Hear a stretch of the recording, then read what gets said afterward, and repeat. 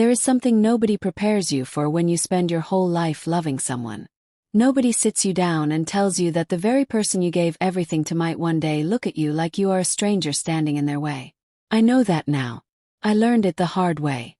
My name is Margaret. And the moment I need to tell you about started on a Tuesday afternoon when I was carrying a basket of fresh laundry from the side yard to the little room at the back of the property where I had been living for the past 4 months. Not a hotel. Not a vacation. The back room of my own home. The home my late husband Leonard built with his 2 hands and his whole heart before the cancer took him away from me 2 years ago. I was walking slow that day because my knees had been giving me trouble. The sun was warm on my back, and the roses Leonard planted along the fence were blooming orange and yellow like they did every spring. For just a second standing there in that yard I almost felt normal. Almost felt like myself again. Then I heard the front gate creak open and a familiar voice called out across the yard. Maggie. I stopped walking. Only one person in this world has ever called me that. My brother Thomas. He was standing at the gate in his good blue shirt, a travel bag over one shoulder, squinting against the sun. He had driven 6 hours to see me because I had not been answering his calls the way I used to. I lifted my hand to wave and forced a smile onto my face. But Thomas has known me since before I had teeth. He did not wave back. He walked straight toward me, eyes moving from me to the basket to the small backroom door behind me. His face changed slowly the way a sky changes before a storm rolls in. Maggie, he said quietly, why are you coming from back there? His eyes traveled up toward the big house, the main house with its wide porch and the wooden swing Leonard built for me the year we got married. Why are you not inside? I opened my mouth. I was going to say something soft. Something that would keep the peace. But before the words could leave me, the front porch screen door banged open. My son Marcus stepped out. He had a coffee mug in one hand and his phone in the other, and he was wearing the kind of easy, comfortable look that a man wears when he feels completely in charge of everything around him. He glanced at Thomas, then at me, and then he said it. Said it loud and flat and without a single flicker of shame. That house is Diane's house now. He said, meaning his wife. Mom gave us that when Dad passed. If she keeps hanging around the main property like she belongs there, I will have her moved off the grounds completely. The laundry basket nearly slipped from my hands. Thomas turned toward the porch so slowly it almost looked calm. But I could see his jaw working. I could see the way his hands tightened around the strap of his bag. Thomas is not a large man. He never was. But he carries himself with a particular kind of stillness that people tend to mistake for weakness until the moment they realize it is the opposite. Marcus, he said, his voice even and low. Thomas. My son answered back, just as easy, just as unbothered. Good to see you, Uncle Thomas. Long drive. You hungry? As if he had not just said what he said. As if he had not just told the man who raised me alongside our parents that his own sister was banned from her own home. Thomas did not answer about the food. He just looked at Marcus for a long moment and then turned back to me. Maggie. He said my name like a question and a prayer at the same time. Come inside. Not the big house. He did not say that. He said it gentle enough that I understood he meant the back room. Come, let me put this down and then you're going to tell me everything. He nodded. My throat was too tight for words. Marcus watched us from the porch. He did not look worried. That was the thing that hurt most. He looked like a man who had already decided how everything was going to go. He sipped his coffee and went back inside. The screen door swung shut behind him. Thomas followed me to the back room. He did not say anything while I set the basket down. He looked around the space slowly. There was a single bed pushed against the wall, a small dresser with a cracked corner that had been sitting in storage since my mother passed it down to me, a folding chair by the window, a hot plate on the counter because the room had no real kitchen. It smelled like old wood and the lavender soap I kept on the windowsill. I had tried to make it feel like somewhere a person could live. Did not quite work. Thomas set his bag down. He sat on the folding chair. He did not rush. He just waited. I sat on the edge of the bed and looked at my hands. These hands had painted every room in that big house. Had planted those roses with Leonard on a cold March morning 19 years ago. Had cooked holiday dinners for 30 people in that kitchen. Had rocked Marcus in the rocking chair on that porch when he was small enough to fit in my arms. Now those hands smoothed the edge of a thin blanket in a back room while my daughter-in-law redecorated my living room without asking me. Thomas watched my face. "Maggie," he said softly. "Start from the beginning." I looked up at him. Took a breath. "You want the real beginning," I said. "Or the part one I'm not ashamed of?" "Both," he said. So I started talking. It began the week after Leonard's funeral, I told him. Not with anger. Not with a fight. Began with kindness. That is the part that always confuses people when I try to explain it. They expect the story to start with something ugly.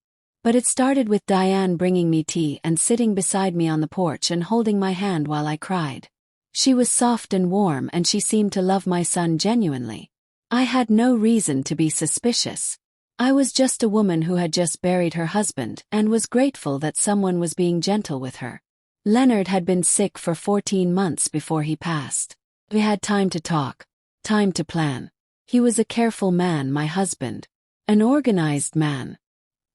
He had a binder on the third shelf of the study bookcase with every important document inside. The deed to the house. The insurance papers. The bank information. The will. He sat me down 3 weeks before the end and went through every page with me. "You're going to be okay," he told me. I made sure of it. "Everything here is yours, Maggie. The house, the savings, all of it. Just promise me you will not be alone too long." That was Leonard. Even at the end, worrying about my loneliness instead of his own. What I did not tell Thomas right away was the part about what Leonard had written into that will about Marcus. There was a condition in there. Quiet one. Leonard had spoken to our family lawyer without telling me. He loved Marcus deeply, but he had seen something in our son in those final years that worried him. A hunger for things. A habit of measuring his worth by what he owned and controlled. Leonard put a clause in the will. Marcus could inherit his portion of the estate only if he demonstrated consistent, respectful treatment of me. No manipulation. No pressure. No harm. It had to be verified by the family lawyer after 1 full year had passed. I never told Marcus about that clause. I thought it would make him feel watched. I thought I could guide him gently on my own, the way a mother guides. The way I had always done. I thought love was enough of a guardrail. I was wrong. I do not know exactly when Diane found the binder. I only know it happened sometime in the 2 weeks after the funeral when people were still coming and going and I was barely sleeping. She had offered to help me organize the study. Sort through papers. Donate some of Leonard's old things. I was grateful. I trusted her. I left her alone in there for almost 2 hours one afternoon. The change in Marcus came quietly at first. Small things. He stopped asking before making decisions. Started announcing them instead. He began referring to the house as our place, meaning him and Diane. Little comments about how the property could be used better. How the taxes were complicated and maybe he should be the one handling the accounts going forward. At the time I chalked it up to grief. He had lost his father. Men sometimes grab for control when the ground shifts under them. I was patient. I made excuses. I kept loving him through it. Then one evening I walked past the bedroom he and Diane shared, and I heard her talking to him in a low, coaxing voice. She did not know I was in the hallway. "Your father never believed in you," she was saying. "He left everything to your mother because he did not think you could handle it. Is that the kind of man you want to be? Someone your own father did not trust."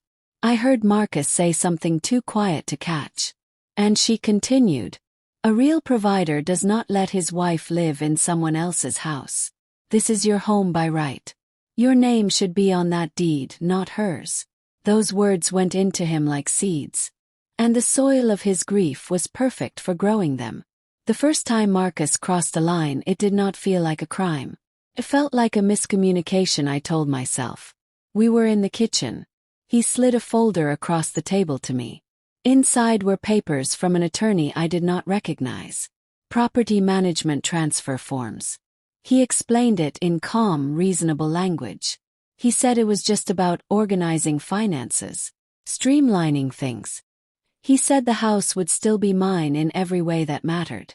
Only the management rights would shift to him temporarily. I read the first page and my chest went cold. I told him I needed time to read it properly, to understand it. I told him I wanted to call our family lawyer before signing anything. His face changed. Not explosively. Just a tightening around the eyes. A shift in his posture. Mom, he said, I am not asking you to give anything away. I am asking you to trust me. Do you not trust your own son? Diane was in the doorway behind him. She had a glass of water in her hand and an expression on her face that looked like concern but felt like pressure. She said, we are just trying to take some of the burden off you, Mama Margaret. You have been through so much. You should not have to manage all of this alone. I want to think through it, I told them both. Give me a few days. Marcus's jaw went tight. He picked up the folder. Fine, he said, the word clipped. But understand that every day we wait is a day we are losing money on this property. Things are behind. Things need attention. You are holding us up. That phrase, holding us up, sat in my stomach like something spoiled. I had not done a single thing to hold anyone up. I had been living quietly in my own home, grieving my husband, staying out of their way. But in Marcus's new story, I was the obstacle. And that story had not come from him alone. I did not sign the papers that day. But something shifted in the house after that. The warmth Diane had shown me in those first weeks after the funeral started to cool. She stopped knocking before walking into rooms. Stopped asking before rearranging things. Her mother began visiting more, sometimes staying for days at a time, wandering through the house with an assessing kind of eye, the way a person looks at something they are planning to redecorate. One morning I came downstairs to find Diane's mother sitting at the kitchen table I had eaten breakfast at for 19 years. Drinking coffee from Leonard's favorite mug. I said good morning. She smiled and told me she hoped I did not mind her getting comfortable. She used the word comfortable like she had already decided the answer. That week, small things started disappearing from their usual places. The framed photographs on the hallway wall were taken down and stacked in a corner. A painting Leonard and I had bought on our anniversary trip to New Mexico was moved to face the wall. The rocking chair from the porch, the one Leonard built, was put in the garage. Every time I asked about something, Diane would say they were freshening up the space. Every time I pressed, Marcus would sigh and say I was making things harder than they needed to be. Then came the morning I tried to go into the study. Leonard's study. The room with his books and his reading chair and the old globe he loved to spin when he was thinking. The door was locked. New lock. I rattled the handle twice thinking it was stuck. It was not stuck. I knocked. Diane opened it a crack. Her body filling the gap. She said they were using the room for some business work and needed it private for a while. I told her that was Leonard's study and I had things in there I needed. She said she would get whatever I needed if I told her what it was. As if I needed permission to walk into a room of my own house. I said I would like to come in myself. She said she was sorry but Marcus had asked her to keep the space clear while they were working. She smiled when she said it. That smile. Patient and firm and completely immovable. I stood in the hallway outside my husband's study unable to enter while my daughter-in-law watched me with that smile. And I understood for the first time that something much larger and more deliberate than a renovation was happening in my home. When I told Marcus later that evening that I needed access to the study, he sighed that long loud sigh of his. Mom, he said, why do you always have to create conflict? I said I was not creating conflict. I was asking to enter a room in my own house. He said it was not about the room. It was about the pattern. He said I had been negative and resistant to every effort he and Diane made to improve things. He said Diane had been crying. He said I was causing stress. He said sometimes he wondered if I was struggling more than I was admitting after Dad passed and maybe I needed to speak to someone. There it was. Turn. The moment where the person doing harm reframes the person feeling it as the one with a problem. I had seen that trick before. I just never thought I would see it from my son. I told him clearly and calmly that I was not struggling. I was being pushed out of my own home by inches and I could see exactly what was happening. He stood up. Said I was being dramatic. Said Diane had given up a lot to be here and support this family, and I treated her like she was an enemy. Then he stepped close to me. Close enough that I could see the vein at his temple. He pointed his finger at my face. Not touching, just pointing. But the message in his body was loud enough. And he said, if you cannot get on board with how we are running things here, maybe you should think about living somewhere else for a while. Cool off. Get some perspective. He said somewhere else like it was a reasonable suggestion. Like a mother cooling off in her own guest room was a normal thing. I told him I was not going anywhere. He called me stubborn. Diane appeared in the doorway on cue, eyes red, hand pressed to her collarbone. She said she just wanted peace. Said she was so tired. Said she did not know how much more she could take. And Marcus turned back to me with that look on his face. The look that said her feelings were proof that I was wrong. I spent that night sitting on the edge of my bed listening to the house. My house. Full of voices and movement that felt nothing like mine anymore. 3 days later I moved to the back room. Not because I wanted to. Not because I agreed to. But because I woke up one morning and all of my clothes from the main bedroom closet had been moved. Neatly folded. Placed in a storage box in the hallway with a note in Diane's handwriting that said, "Getting you set up somewhere more comfortable." The back room had been cleaned and a new pillow placed on the bed. The message was clear. They had decided. I moved without a word because I did not know yet how to fight this. And because some part of me still believed that if I stayed calm, if I stayed patient, if I gave it a little more time, my son would remember who I was to him.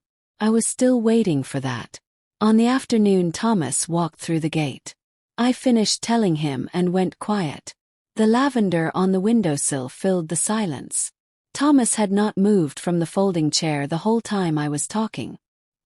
His hands were laced together on his knees and he was staring at the floor the way he used to stare at his law books in school when he was working out a problem. He looked up at me. Reggie. His voice was the kind of quiet that means the opposite of calm. When did you stop fighting back? I looked at the window. When I started believing it was not a fight worth having, I said. He shook his head. Low. Not disagreeing. Just hurting. You are not in a disagreement with your son, he said. You are in a trap.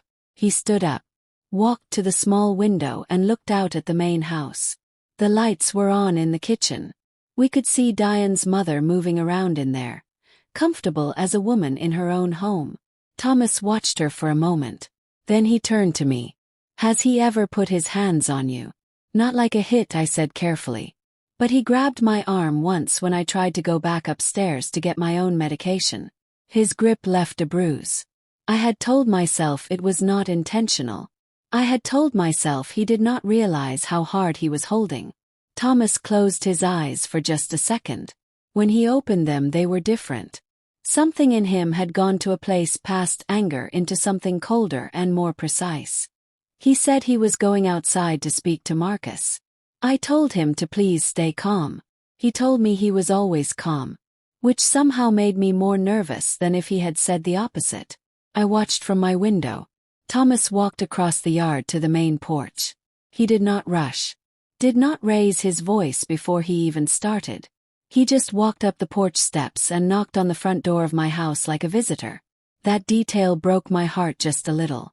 Marcus opened the door and his easy expression slipped a bit when he saw Thomas standing there alone with that particular stillness. Uncle Thomas, he said. Something wrong? Thomas looked at him for a moment before answering. He said, I have been talking to your mother. I know what has been happening here. Marcus's face reorganized itself. He crossed his arms. Did she tell you she has been making things impossible for me and Diane since Dad passed? Thomas said he did not come to argue over stories. He said he came to say one thing clearly. Marcus, he said. Your father left that house to your mother. You know that. You living in it is a privilege she extended because you are her son. What you are doing to that privilege is something your father would not recognize. Marcus's face flushed. You have been gone for years, Uncle Thomas, he said. You do not know what this family needs. You do not know what Diane and I have sacrificed. Thomas nodded like he had expected that answer.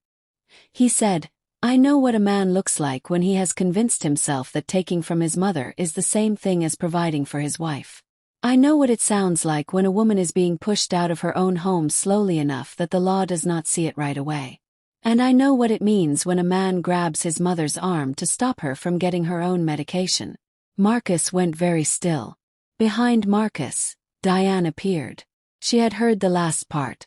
Her face was smooth but her eyes were working fast, calculating. "Thomas," she said, her voice warm and careful. "We love Mama Margaret. This is just a difficult transition." Thomas looked at her. Then back at Marcus. He said, "I'm going to say this once. I would like you to think about it overnight. What is happening here has a legal name. More than one, actually. The transfer papers your mother was pressured to look at. The locked rooms. The arm. A judge would look at all of it together and call it something very specific." Marcus laughed. Short and hard. "You threatening me with a judge? In my own home?" Thomas tilted his head. "Your mother's home," he said. Quietly. Factually. Like correcting a small error in an otherwise fine document. "That is the part you keep getting wrong." Marcus stepped forward. "Listen here," he said, voice dropping low. "Whatever my mama told you, she is grieving and confused. She has been mixing things up since Dad passed. Forgetting conversations. Getting emotional over small things. You really want to take a grieving old woman's word against mine and my wife's?" I swallowed hard behind my window glass. He had a prepared version of me too. Thomas looked at Marcus for a long time. Long enough that Marcus shifted his weight. Then Thomas said, "Your father left a letter with his lawyer. I have been in contact with them since your mother stopped returning my calls 3 months ago. I know about the clause in the will. I know your mother never told you about it. And I know that what you have done in this house since Leonard passed has violated every condition it contains." Marcus's face went pale. Just for a second. Then the color came back harder than before. "What letter?" he said. "Clause." Thomas turned and walked back toward me. He came inside and sat back down. His face was clear. Not triumphant. Not angry. Just resolved. "Maggie," he said, "I need you to let me make some calls tomorrow." I shook my head. "Thomas." I said his name the way you say it when you are about to ask someone you love to stop doing the thing that might actually save you because saving feels too dangerous. "He is still my son." "I know," he said. "And you are still his mother. But you are also a woman with a bruise on her arm and no key to her own front door. Those two things can both be true at the same time." I could not answer that. So I sat with it instead. The night was quiet outside the window. The orange and yellow roses moved a little in the evening breeze, and I thought about Leonard planting them. Thought about his hands in the dirt and his patient, careful love. I fell asleep in the narrow back-room bed with the sound of Thomas breathing steady in the folding chair across from me, and the strange and fragile feeling of not being completely alone anymore. In the morning I told Thomas about the binder. About the clause Leonard had written. About never telling Marcus. About Diane finding the documents. About the soft poison of her words going into my son when he was raw with grief. Thomas listened to all of it without interrupting. When I finished, he asked me how long I had known about the clause before Leonard passed. I told him Leonard had explained it to me in the last month of his life. That he had asked me to let the lawyer handle things quietly and trust the process. That I had agreed because I trusted Leonard. Because I trusted that Marcus would be okay. Because I never really believed it would come to this. Thomas said, "Leonard knew something you did not want to see." I said, "Leonard always knew things I did not want to see." That was one of the things I loved about him and also one of the things that used to frustrate me terribly. Thomas smiled a little at that. Then he got serious again. He said, "Maggie, I need to tell you something and I need you to hear it all the way through before you react." He nodded. He said, "I have already spoken to Leonard's lawyer. I called 3 weeks ago when you went quiet on me. He told me about the clause. He told me it had already been violated based on things I described. And he told me that there is a process in place. That Leonard thought ahead. That this situation, this exact situation, was something Leonard anticipated and prepared for." I stared at my brother. Leonard knew. I whispered. "Not that it would happen for certain," Thomas said. But that it might. The weight of that settled into my chest like warm water. My husband had seen the risk. Had loved our son enough to be honest about it. Had loved me enough to build a safety net he never told me about because he knew I would argue against it. He knew I would say Marcus would be fine. He knew me that well. I pressed my hand to my mouth. Thomas reached over and covered my other hand with his. He said, "Leonard asked the lawyer to keep an eye on things. To reach out to me if anything went sideways. He left instructions, Maggie. He did not just leave you a house. He left you a plan." That afternoon I heard yelling from the main house. Not at me. Between Marcus and Diane. I could not hear the words, but the tone was sharp and ragged. Something had shifted between them. Thomas had gone into town to meet with someone, he said, and make a few phone calls. He had not told me exactly what he was setting in motion. But the atmosphere in the main house had changed since his conversation with Marcus on the porch. I sat in the back room and listened to the muffled argument. Then a door slammed. Then silence. Then Diane's voice on the phone, clipped and controlled, talking to someone I did not know. That evening Thomas came back with a folder under his arm and a look on his face that meant things were in motion. He sat down across from me and laid the folder open on the bed between us. He said he had spoken to a family law attorney in town. He said the attorney had reviewed everything, including the will and the clause and the documentation of what had been happening in the house. He said the attorney believed we had clear grounds to challenge the property transfer documents Marcus had tried to get me to sign. He said there was also grounds to file for a protective order given the physical contact and the pattern of coercion. I told Thomas the first did not want to go to court against my own son. He said he understood. He said he was not asking me to decide tonight. He was asking me to understand what was possible. He said, "You have options, Maggie. You have been living back here like you have no options. But you do. I want you to know that." He pushed the folder a little closer to me. The attorney's name was printed at the top of the first page. Thomas said she was good. He said Leonard's lawyer had already been in contact with her. He said they were ready to move when I was. I looked at the folder for a long time. Then I looked at Thomas. Said, "Give me one more day. Let me try to talk to Marcus one more time." Thomas looked at me with that big brother patience that never quite hides the worry underneath. "All right," he said. "One day. But I am not leaving this property until this is resolved." He meant it. I could feel it. And for the first time in 4 months, that solid feeling in my chest was not dread. It was something that had almost forgotten what it felt like to stand next to someone who was not going to be moved. The next morning I walked to the main house and knocked on my own front door. Diane answered. She was in a silk robe with her hair tied up, and she looked at me with a cool expression that did not match the warmth she used to perform so well. I asked to speak with Marcus. She said he was busy. I said I would wait. She held the door like she was deciding whether to let me into my own home. A beat passed between us, both of us knowing what the other understood about the situation, and then she stepped aside. I walked into the house. The hallway looked different. The wall color had been changed.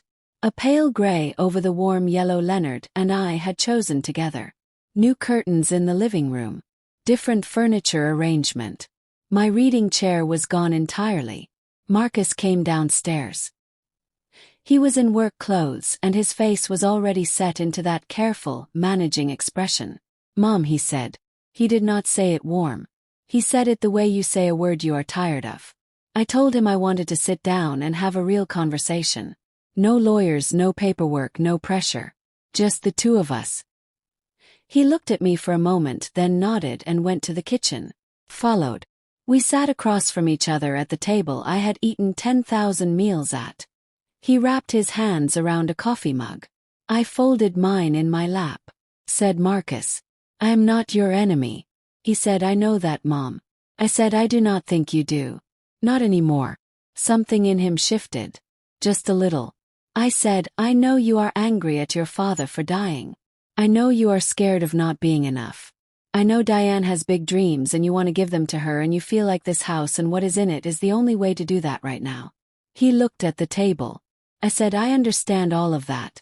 But Marcus, you have been pushing me out of my own home. You have grabbed my arm. You have locked doors on me. You have moved my things without asking. That is not building a future. That is destroying one. He was quiet for a moment. Then he said, you were not being flexible. You were blocking everything we tried to do. I said I was protecting what your father built. There is a difference. He looked up. His eyes were complicated. Not soft the way they used to be, but not completely hard either. Something in there was still recognizable. He said, Dad should have left some of it to me directly. It would have been easier. I said, your father loved you. He left a structure that was meant to protect both of us. And there was a reason for it. Marcus's eyes narrowed. What reason? I made a decision in that moment. I said, there is a clause in your father's will, Marcus. A condition on your inheritance. He did not know about it because I never told you, and neither did your father directly. But it is there. His face went very still. I told him what it said. I told him about Leonard sitting me down. About the condition of respectful treatment. About the 1-year verification period. I watched my son's face as I spoke. The stillness in him cracked in one direction and then another. First I saw anger. Then something I had not seen in a long time. Shame. You knew about this, he said. This whole time. Yes, I said. I kept hoping I would not need it. He stood up from the table. Turned away from me. His hands pressed flat on the counter. I could see his shoulders rising and falling. When he turned back, his eyes were wet. He said it different that time. Quieter. Like a younger version of him was using the word. Why did you not just tell me? I said because I thought love was enough. I thought I could guide you without making you feel watched. I thought you would find your way back. He swiped his hand across his eyes fast, like he was embarrassed by the feeling. Diane appeared in the kitchen doorway. She had changed out of her robe. She took in the scene. The wet eyes. Posture. The way the conversation had shifted into a different frequency than anything she had controlled so far. She said, what is going on? Marcus looked at her. His face did something complicated. Something that looked like a man seeing a situation from the outside for the first time. Nothing, he said. But his voice had changed. Diane looked at me. Then back at him. She said, the attorney called this morning. About the property documents. We need to decide how we want to move forward. Marcus said nothing. I stood up from the table. I said, I'm going to let you two talk. I walked back toward the hallway. At the doorway I stopped. Marcus, I said. He looked up. I still love you. I want you to know that. Whatever happens next, that is not changing. His jaw worked. He nodded once. I walked out of the main house. Back across the yard. Thomas was sitting on the small step outside the back room with 2 cups of something warm. He handed me one without a word. I sat beside him. The roses were catching the morning light. I told him how the conversation had gone. He listened. When I finished, he said, Diane is going to be the problem now. I know, I said. Marcus is starting to hear himself. But she has too much invested to let things settle peacefully. I had been watching her since she appeared in that kitchen doorway. The calculation in her eyes. The way she had looked at Marcus with a kind of assessment that had nothing to do with love. She had tied her plans to his access to this property, and now those plans were shifting. A woman like that does not release her hold quietly. Thomas said, I know. That is why the attorney is ready. And why Leonard's lawyer filed something this morning. Filed what? I asked. Thomas looked at me carefully. Leonard's lawyer filed a formal notification with the court, he said. About the clause. About the violations. About the attempted transfer documents. He also submitted a protective declaration on your behalf based on the physical contact and the pattern of coercion. It is already in the system, Maggie. I closed my hands around the warm cup. I said, I told you I needed one more day. He said, I know. The filing does not force anything yet. Just establishes the record. No action happens without you deciding. But now there is a record. And the other side knows there is a record. As if to confirm what he meant, Diane's mother's car pulled out of the driveway about 20 minutes later. Not packed. Not all at once. Just gone for a drive. The kind of drive that people take when they need to make phone calls they do not want overheard inside a house. Thomas watched the car disappear down the street. He said they're making their own plans now. I said, what should I do? He said, nothing today. Let the information settle. See what Marcus does when the noise from Diane's side gets louder than the noise from his grief. The shift happened faster than I expected. That same evening, just after dinner, I heard the front door of the main house open and close twice. Then I heard voices outside, Marcus and Diane, on the porch but not sitting, standing, moving. The conversation was not quiet.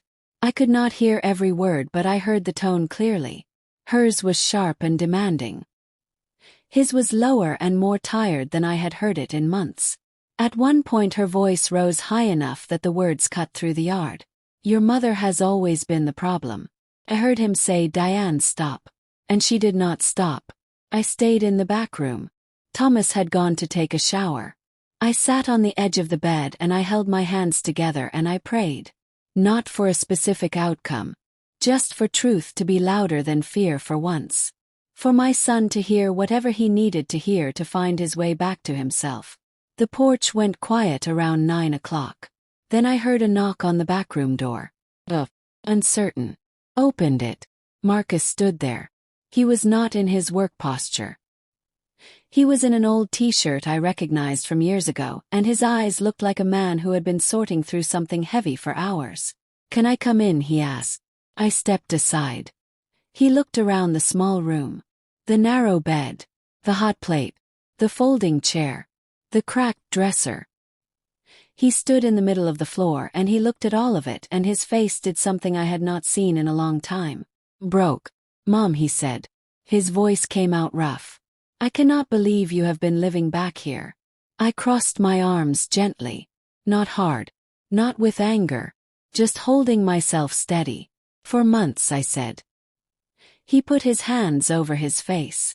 When he pulled them down, his eyes were red. I listened to Diane, he said. I let her talk me into believing you were holding us back. That I needed to take charge. That real men do not let their mothers run everything. Said, I know. He said, she kept saying Dad disrespected me by leaving things in your name. That he did not believe in me. I believed her. I wanted someone to believe in me so bad after he died that I took whatever she was handing me. I sat down on the edge of the bed. Said Marcus, your father believed in you. He put that clause in the will not because he doubted you. He put it there because he knew grief and a persuasive voice could turn the kindest person sideways. He was trying to protect you too. Not just me. My son looked at me. He said, I grabbed your arm.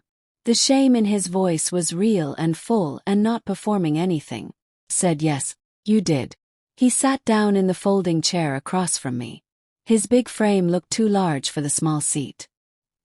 He put his elbows on his knees and he held his head in his hands. I sat with him in that for a moment because some guilt needs to be felt all the way through before it can do anything useful. Then I said, what is happening with Diane? He was quiet for a beat.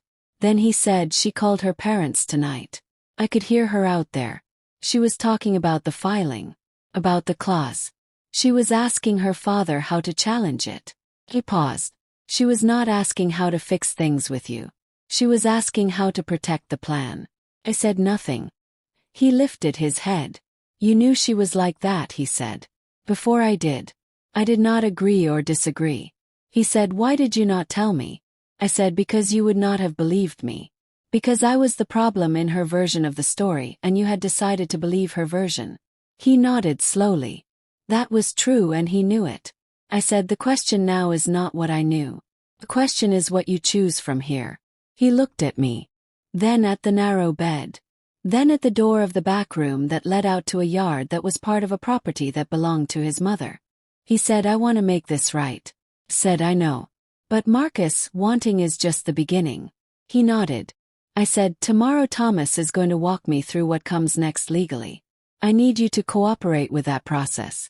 Not because I am trying to hurt you, but because your father built a structure and it is the right structure and it needs to stand.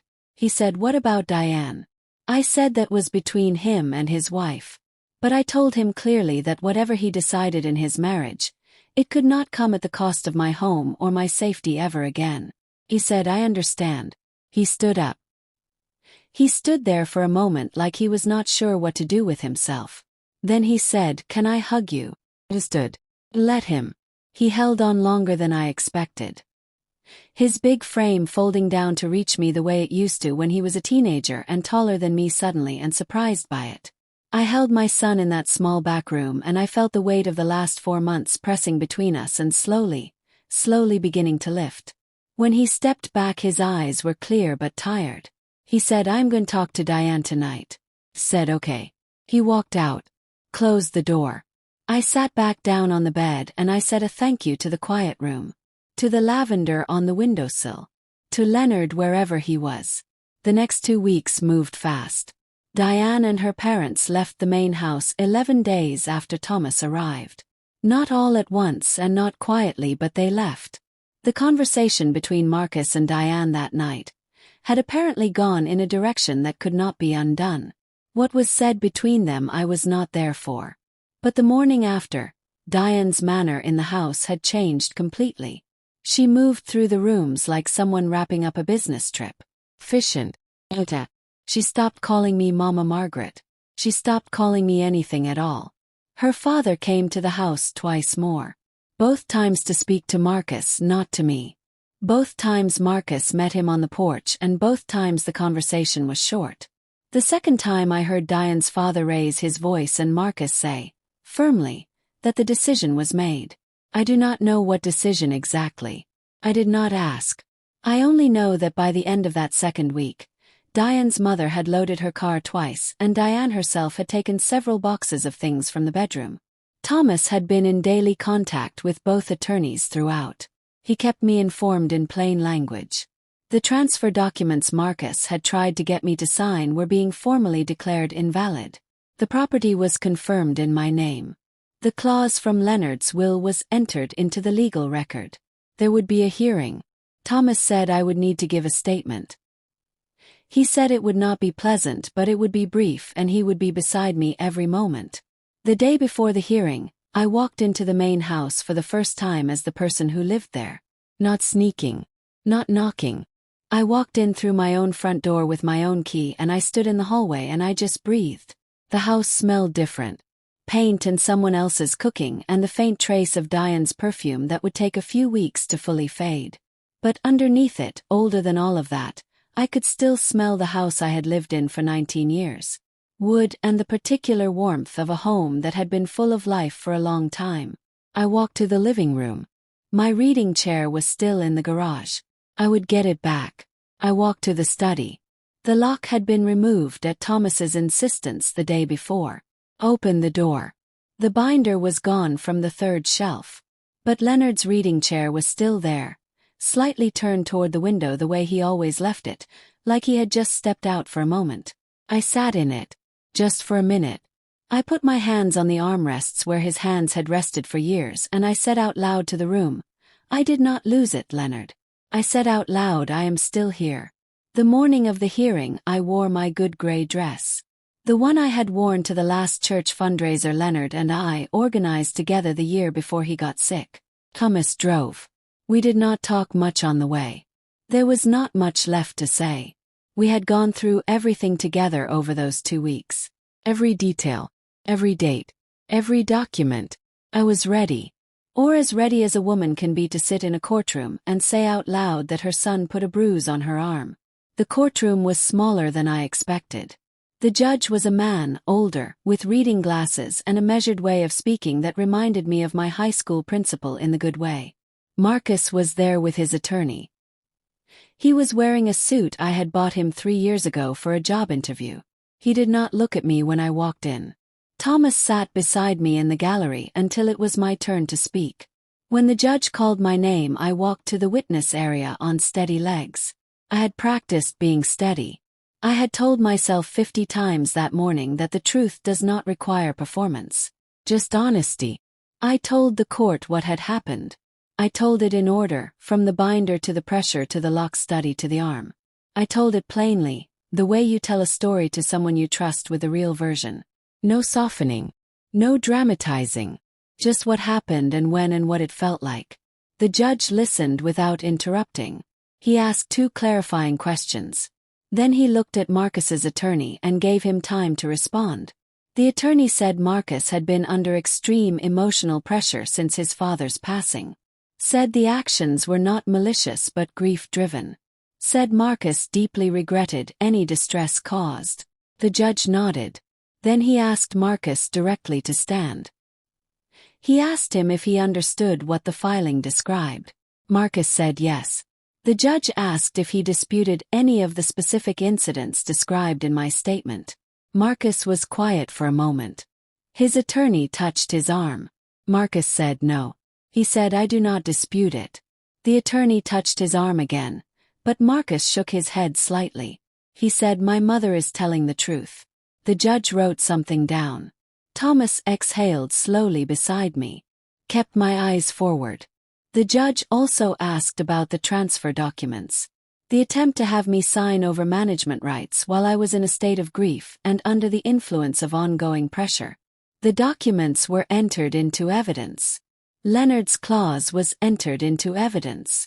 The family lawyer, who had submitted a written statement, had been very clear about what the clause contained and what it meant for Marcus's inheritance rights given the documented violations. The judge reviewed the written statement. He reviewed the documents. He looked over his glasses at both sides of the room. He said that the picture presented was one of a vulnerable widow subjected to sustained coercion and at minimum 1 incident of physical intimidation in her own home. He said that whatever the motivations of those involved, the pattern described met the legal threshold the court was required to take seriously. He said the attempted transfer documents were clearly invalid under the circumstances and had no legal standing. He said the property remained solely in my name with no contested claim from any party. And then he said something that made the attorney beside me write 3 words very fast on his notepad. He said that given the clause in the will and the documented behavior, the conditions of Marcus's inheritance as laid out by Leonard had been materially violated. That the inheritance portion conditional on respectful conduct was therefore revoked. That the unconditional portion, a modest savings account Leonard had left him outright, remained his. But the property and the larger estate assets would remain solely mine to dispose of as I saw fit during my lifetime and thereafter. Marcus's shoulders dropped. He did not make a sound. He just sat there with his hands on the table in front of him and his eyes somewhere beyond the room. Diane was in the back row of the gallery. She had come with her own attorney, a different one from Marcus's. She sat with very straight posture and a controlled expression. When the judge finished, she leaned toward her attorney and whispered something quickly. Her attorney nodded. I did not know exactly what she was calculating in that moment, but I would find out shortly. Thomas and I stood outside the courthouse in the afternoon sun. He unbuttoned the top button of his collar and let out a long breath. He said Leonard would have liked that, Judge. I said Leonard would have prepared a case just as carefully as you did and then pretended he had not. Thomas smiled at that. It was the first real full smile either of us had managed in days.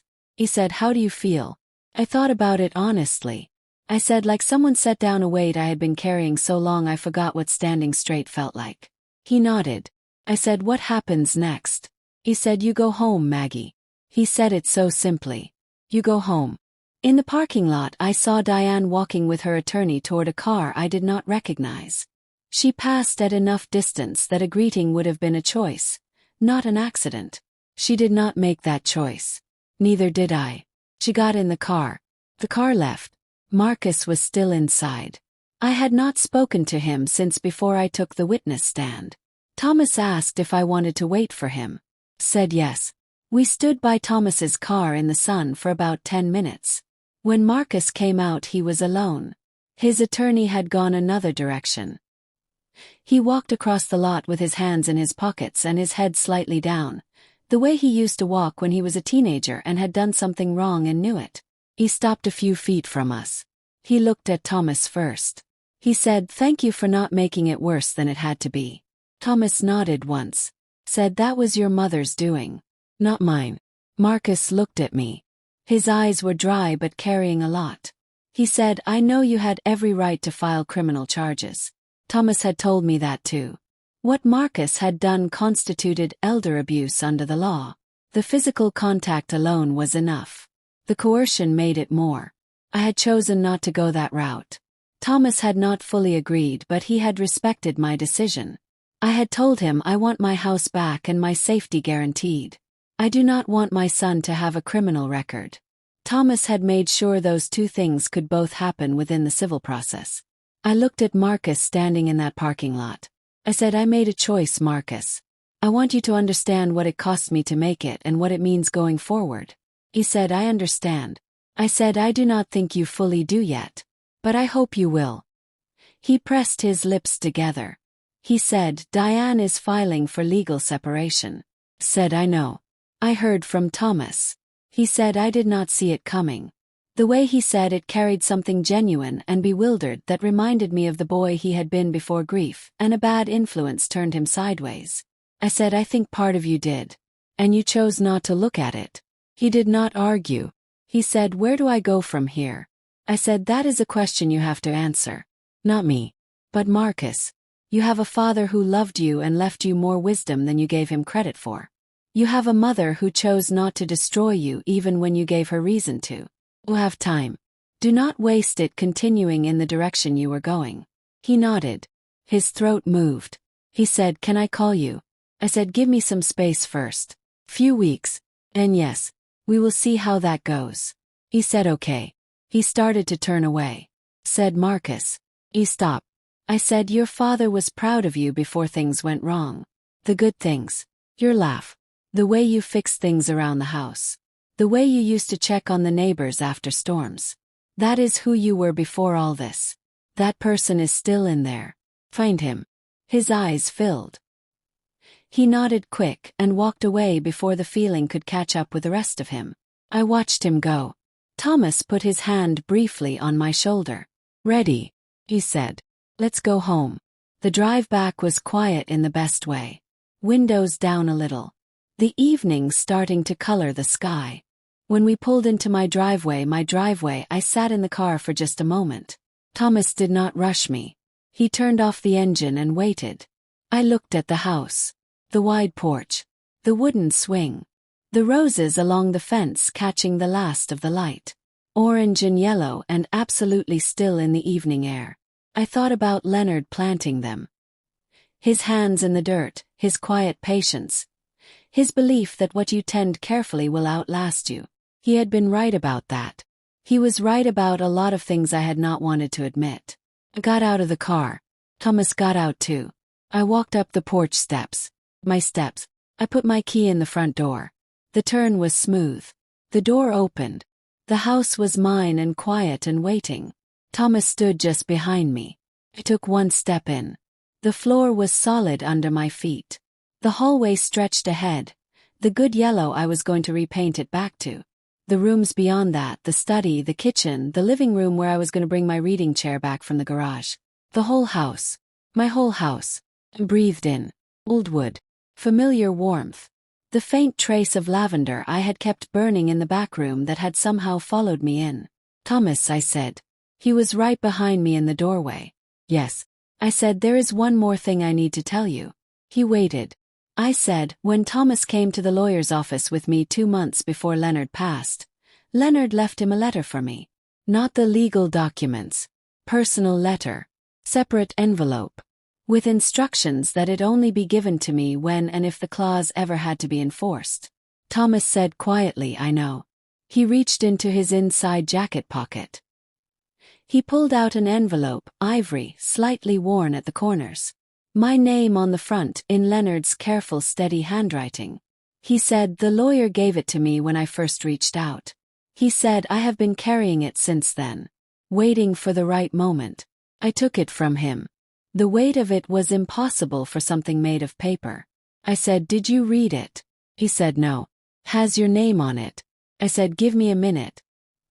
He nodded and stepped back outside onto the porch, pulling the door slightly behind him to give me the room. I walked into the living room. I stood in front of the empty space on the wall where the painting of the New Mexico mountains used to be. They had taken it down. I would put it back. I looked down at the envelope. Those loops and angles and the strong final stroke of my name in his hand. I had seen that handwriting on birthday cards and grocery lists and notes tucked into my coat pocket before I left for early morning walks when he was too sick to come with me. I slid my finger under the edge of the envelope and opened it carefully. The paper inside was folded twice. Opened it. Leonard. Not formal language. Not the will. Just Leonard talking to me the way he talked to me late at night when the house was quiet and there was no one to perform anything for. He said he had started writing a week after the doctor told him the treatments were not working. Not because he wanted to. 'Cause he needed to. He said, I know you, Maggie. I know you will do everything in your power to keep Marcus close no matter what it costs you. I know you will call it love and sometimes it is. But sometimes it is just the fear of being the one who let go. He said he had watched Marcus for 2 years before the diagnosis. Watched the way he talked about the house like it was a prize. Watched the way small entitlement grew in him when unchecked. He said he had spoken to Thomas about it. He said, I asked Thomas to be ready in case things went wrong. I asked him to be the backbone I knew you would need and might refuse to use on your own behalf. I asked him to use the law when love was not enough because love alone is not a safety net, Maggie. It is a feeling. And feelings do not hold up in court. My throat was tight but I kept reading. He said, do not feel guilty for what had to happen. He said, the house is not the thing I care about leaving you. The house is walls and a roof. What I care about is that you live in it safely and with your dignity intact. If protecting that cost something, it cost what it needed to cost. He said, I love Marcus. I always will. And I believe in who he can become if he is not allowed to become something worse first. The clause is not a punishment. It is a chance. If he lost access to the estate because he failed the conditions, that is information he needed. Hard information. The kind that grows you up faster than anything else. Give him that. Do not rescue him from it. Let it teach him. He said, and Maggie, one more thing. You have been taking care of everyone for so long that you have forgotten taking care of yourself is also allowed. Live in that house. Fill it back up. Plant more roses if you want to. Go on that trip we always talked about. He said, do not shrink to fit the size of someone else's comfort. You built a big life. Live a big life. I love you every day including the days I am not here to say it. Leonard. I pressed the letter to my chest. The tears came but they were not the desperate kind. They were the kind that come when something long held is finally set down gently. I stood in my living room with my husband's words against my heart, and outside the window the roses were orange and yellow in the last of the evening light, and the porch swing was moving just slightly in the breeze. I went to the door and opened it. Thomas was sitting on the porch steps. He looked up at me. I handed him the letter. He read it there on the steps while I sat in the swing beside him. When he finished he folded it carefully and handed it back. He said, that is Leonard. Said completely. He said, you know he was right about you. I said he was right about a lot of things. Thomas said, are you okay? I thought about the question honestly. Not the polite version of it. The real version. I said, I am going to be. He said, that is enough. 3 weeks later my reading chair was back in the living room. The painting of New Mexico was back on the wall. The hallway was repainted warm yellow. Leonard's study was cleaned and organized and his medals were back in their case on the shelf. The rocking chair was back on the porch. I sat in it one morning with coffee and the phone rang. It was Marcus. I let it ring twice. Then I answered. We talked for 40 minutes. It was not easy and it was not a resolution. It was a beginning. He was staying in a small apartment across town. He had started seeing a counselor. He told me that without prompting. I told him I was glad. He did not ask about the inheritance. He did not ask about the house. He asked how I was sleeping and whether my knees were still giving me trouble and whether I had eaten a real dinner the night before. Small questions. Human questions. Questions that had nothing to do with property. I answered each one. Before we hung up he said, I am sorry, Mom. Not the first time he had said it. But this time it did not feel like a bridge toward asking for something. It felt like a thing he needed to say for himself. Said, I know. He said, I want to be better. I said, then be better. That is the whole job. He said goodbye. Said goodbye. I sat for a while after the call. The house was quiet in that specific morning way. Birds outside. The refrigerator humming. Sun coming through the kitchen window onto the floor in that warm slanted way it always had. I had missed this quiet without knowing what I was missing. I had told myself the noise and movement and strangeness of those 4 months was just change. Just adjustment. But this ordinary morning quiet in my own house, this was what I had actually lost. And this was what I had gotten back. I called Thomas that afternoon. Just to talk. Not about legal things. Not about next steps. Just to tell him how the morning had been. He was in his office between cases and he picked up right away the way he always has for the last 60 years of being my brother. I told him about the call with Marcus. He listened. I told him about the morning light in the kitchen.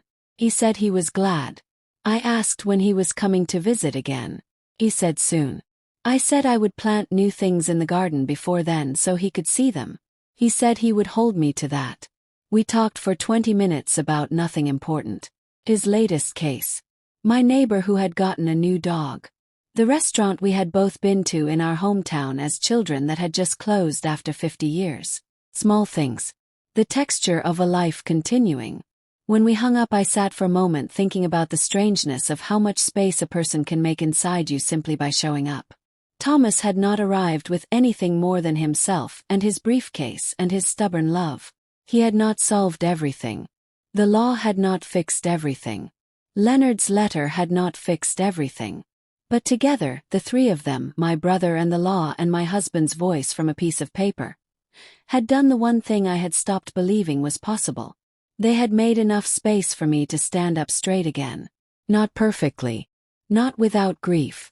Not without the complicated ache of a son I loved and had lost a version of and was now very slowly, carefully, finding a new way to know. But upright. With my dignity. In my own home.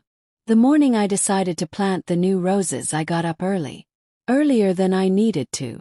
I had bought 3 new plants from the garden center. A deep coral color Leonard had always liked but we had never gotten around to putting in. I changed into old clothes and found the gardening gloves in the shed where they had always been. Hanging on the hook Leonard had put there 15 years ago.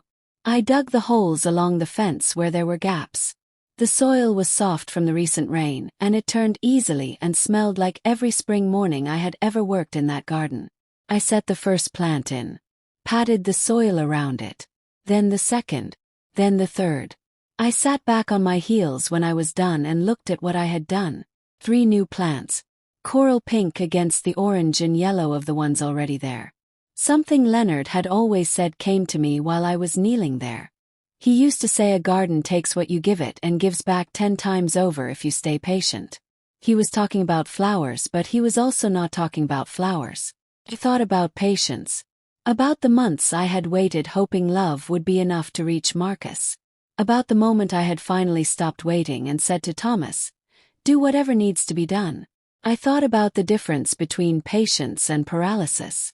I had been practicing one when I thought I was practicing the other. I did not want to make that mistake again. I went back inside. Washed my hands at the kitchen sink. Looked out the window at the new coral plants along the fence. Made myself a cup of tea. Sat at the kitchen table. My kitchen. My house.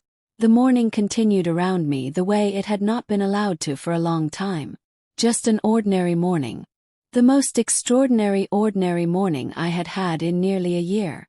Thomas called that evening. He said he had been thinking about coming back for a visit in a few weeks, maybe staying for the better part of a week if that was all right with me. I said it was more than all right. I told him the guest room would be ready. He laughed. He said actual guest room. Not the back storage room. I said the actual guest room with the good sheets and the working lamp. He said moving up in the world. Said we always were.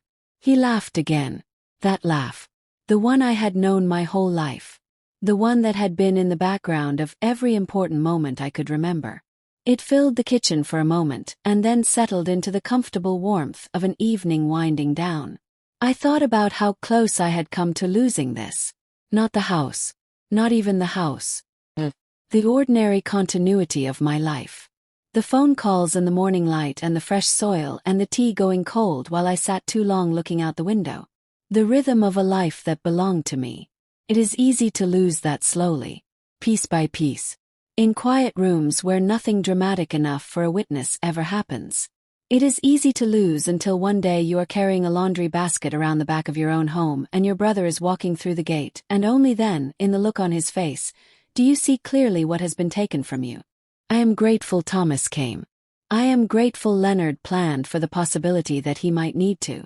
I am grateful for the law that gave Thomas something to stand on beyond just love and outrage. And I am grateful, in a complicated human way, for Marcus. Not for what he did. Never for that. But for the fact that he was still capable of stopping when someone finally held up a hand strong enough to make him stop. That there was still something left in him that recognized the truth when it had nowhere left to hide. The process of recovery is not clean. I will say that plainly. There are mornings I wake up and walk through the house and my heart still flinches a little in certain rooms. The hallway where things were moved without my permission. The study that was locked against me. The back room I am glad to have only one reason to enter now, and that reason is storage. The body remembers things the mind has already forgiven. But the flinching gets smaller. And some mornings it is barely there at all. What helps is living here loudly. Not in a dramatic way. Just fully. Cooking real meals in my kitchen. Leaving Leonard's reading chair in the exact position that aggravates it if you walk past it too fast. Letting the laundry pile up in my bedroom when I am busy and not apologizing to anyone for it. Having Thomas over and letting him take up too much of the sofa and leave his coffee cup on the wrong coaster. Being exactly as untidy and particular and fully present in this space as a woman who has lived here for nearly 20 years has every right to be. This house is not just walls and a roof. Leonard said that in his letter. He was right. But I have also learned that walls and a roof matter. That a person needs a safe place to come home to with the same sureness you need air and food. And that fighting for that place, asking for help to hold it, is not weakness. It is not a betrayal of love. It is the very thing love demands sometimes. Love that costs nothing is easy. Love that requires you to stand firm when standing firm is the hardest thing you have ever done. That is the kind that changes you. Have been changed. I do not mean that lightly. The woman who walked back and forth to that laundry basket for 4 months hoping patience would solve what a firm boundary needed to solve. She is not gone. She is just less in charge than she used to be. The woman who finally said, "Thomas, do whatever needs to be done," she is more in charge now. I like her better. She is less gentle in some ways. More honest. Quicker to say what she means and slower to make excuses for people who have stopped earning them. She still loves her son. She is just no longer confused about what that love requires of her. One afternoon near the end of the month, I found the letter from Leonard in the drawer where I had put it for safekeeping. I read it again. Not crying this time. Just reading. His voice so clear in every line. I set it back in the drawer and then decided it did not belong in a drawer. I went to the study and found an empty frame on the shelf. Small and dark wood. The kind of frame that had been waiting for something for years without knowing what. I folded the letter carefully and set it inside the glass and put the frame on the shelf beside his medals. His service to this country in the box. His service to me in the frame. Both where anyone who came into the room could see them. Both where I could see them every morning when I opened that door. Both real and permanent and mine. This is my house. This is my life. My roses are orange and yellow and coral pink along the fence. My reading chair is in the living room. My husband's voice is on a shelf where I can reach it. My brother's number is the first one I call when things go wrong. My son is across town making choices I am watching carefully with a love that has learned the difference between patience and paralysis. And I am here. Standing in my hallway in the house I was almost convinced I no longer deserved to stand in. Right. With my dignity. With my peace. With the quiet certain knowledge that a house does not just belong to whoever holds the key. It belongs to whoever had the courage to keep coming back to it. Even when they made me walk around the back. Even when they changed the locks. Even when they moved my things without asking. Kept coming back. And in the end, the house knew it. The house has always known it. I walked to the front door one last time that evening. Not to go anywhere. Just to feel it. The solid weight of my own front door in my hand. Opened it. The porch spread out in front of me. The wooden swing moving gently in the evening air. The roses along the fence, orange and yellow, and the new coral catching the last of the light. The yard Leonard had dug with his hands. The gate Thomas had walked through on a Tuesday afternoon when I needed someone to come through it more than I knew. I stepped out onto the porch. I sat in the swing. Put my feet up on the rail the way Leonard never liked but always allowed. The neighborhood was settling into the soft noise of an ordinary evening. Children somewhere. Someone's radio. Dog. The air smelled like cut grass and the faint sweetness of the roses. I thought about nothing important for a little while. Just let the swing move. Just let the evening do what evenings do. There will be more hard things. I am not naive enough to believe otherwise. Marcus and I have a long road. The legal aftermath has paperwork that will take months. My knees still give me trouble going down the back steps in the morning. Life does not resolve cleanly just because a courtroom said the right words. But I am in my swing. On my porch. In front of my house. And tonight that is enough. Tonight that is everything. I do not need the perfect ending. I needed the true one. And slowly, imperfectly. With the help of my brother and my husband's foresight and the willingness to finally say the thing I had been swallowing for too long, I found it. My name is Margaret. I am the woman who built a life in this house for nearly 20 years. I am the woman who was nearly pushed out of it by her own grief and her own son, and a woman who saw an opportunity in both of those things. I am the woman who almost let them succeed because I loved too quietly and too long. And I am the woman who stood up. I want you, if you are watching this, to hear one thing clearly. Loving someone does not mean absorbing harm from them. Loving someone does not mean you disappear so they can feel bigger. Real love, the Leonard kind, the kind worth having, it holds people to their best selves. It says, I believe in who you can be and I will not pretend that who you are being right now is acceptable. It holds a boundary not as a wall between you but as a floor beneath both of you. I had to learn that. Some of you watching this are learning it right now. Maybe not with a house. Maybe with something else entirely. But you know the feeling. The slow drift of your own life being rearranged around you while you stay quiet hoping love will be enough. I am here to tell you. Love is necessary.